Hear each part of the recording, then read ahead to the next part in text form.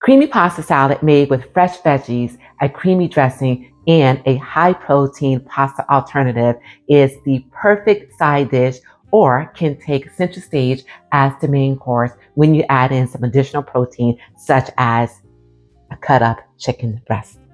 Hello everyone, I am Deborah. Welcome to my kitchen. Growing up, creamy pasta salad was a staple in our kitchen, particularly in the summer months. Now that I'm older and my focus has been on more lower carb, high protein recipes, I took the traditional recipe that I am accustomed to eating and I made it exactly that, lower carb, high protein without compromising any of the flavor and deliciousness. I kept it lower carb by swapping out the traditional macaroni for a high protein, lower carb pasta.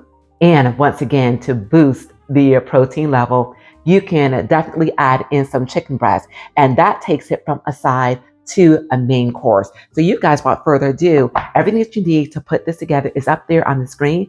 Gather everything up, come to close, and I'll show you how easy it is to put together a creamy pasta that is high protein, lower carb, coming up next.